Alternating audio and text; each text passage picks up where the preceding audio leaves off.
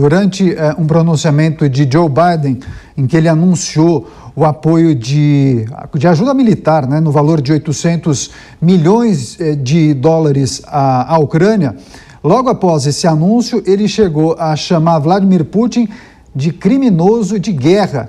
E isso repercutiu muito, inclusive na Rússia, no Kremlin, e os porta-vozes do governo russo, inclusive, rebateram e se pronunciaram. Como essa declaração de Joe Biden acabou repercutindo aí na Ucrânia e também no leste europeu, hein, Luiz? Aqui na Ucrânia, o pessoal apoiou ele muito, botou fogo aqui, o pessoal tudo ficou, a população ficou muito animada e falou, é isso,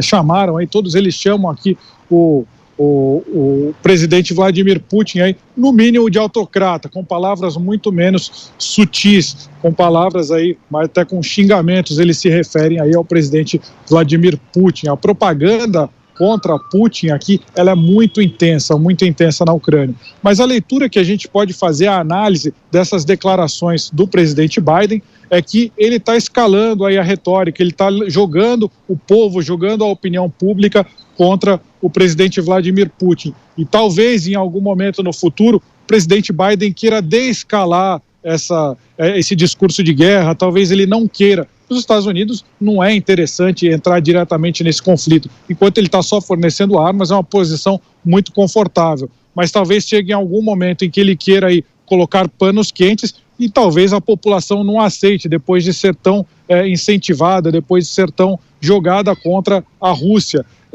Talvez fique difícil mais para frente para o presidente Biden desescalar as tensões com esse tipo de discurso dele.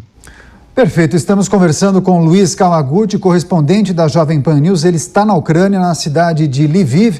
E agora, Luiz, eu gostaria que você, nesse resumo de notícias da guerra na Ucrânia, nos falasse sobre os ataques, porque nós tivemos a informação aqui por meio das agências internacionais e também informações confirmadas por vocês, os repórteres aí no leste europeu, sobre um ataque a um teatro com civis, né? Essa informação muito forte, muito chocante, e também novos ataques na capital Kiev. Como estão as ofensivas das tropas de Vladimir Putin em território ucraniano? Esse ataque contra o teatro, ele chamou muita atenção e chocou muito a opinião pública, até porque as autoridades haviam escrito em volta desse teatro aí a palavra crianças, ou seja, para ser vista aí pela aviação russa, para que ninguém atacasse esse teatro. Mas mesmo assim, o teatro foi bombardeado. A Rússia nega ter bombardeado esse teatro, fala que teria sido ação dos próprios ucranianos aí para causar comoção internacional. Mas a informação que a gente tem na Ucrânia é que, de fato, aí, ele foi bombardeado com a Rússia sabendo que havia civis dentro. Mas a notícia boa é que esse teatro ele tinha um uso dual, ele também era um abrigo, ele não estava sendo usado de forma improvisada, ele realmente era um abrigo contra bombardeios, ele tinha aí o seu porão, o seu subterrâneo, uma estrutura já projetada para aguentar esse tipo de bombardeio. E a informação que chega aqui para a gente em Lviv é que a maior parte das pessoas, mais de 1.000 pessoas estavam nesse teatro, a maior parte delas sobreviveu, não há até agora notícia, aliás, a notícia apenas de uma baixa, de uma morte, mas as forças de socorro os resgatistas estão agora tentando abrir caminho para tirar essas pessoas do subterrâneo do teatro, mas acredita-se aí que a grande parte dessa população sobreviveu, porque o teatro realmente era preparado para aguentar esse tipo de bombardeio.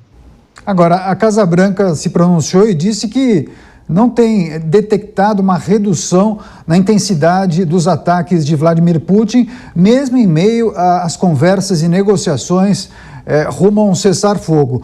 Por falar nessas negociações, parece que as comitivas de Rússia e Ucrânia continuam nas tratativas buscando um acordo de paz, um cessar-fogo. Estamos no 5º encontro, né? Já algum tipo de novidade em relação ao avanço dessas conversas, Luiz?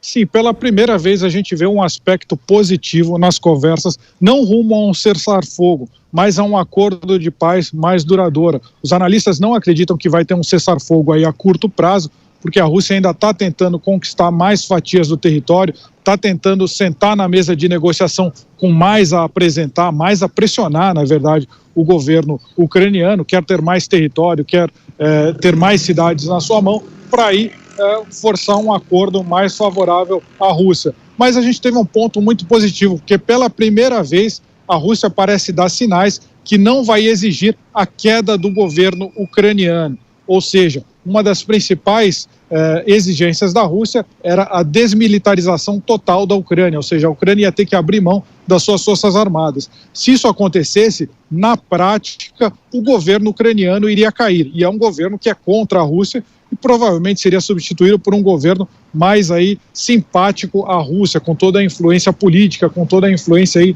de forças especiais da Rússia, de dinheiro, enfim, eles tentariam colocar um governo mais amigável à Rússia. Mas pela primeira vez as negociações vão para outro ponto. Talvez a Rússia aceite que Volodymyr Zelensky continue no poder. Isso aí é uma notícia bastante animadora, porque pode levar a um acordo de paz.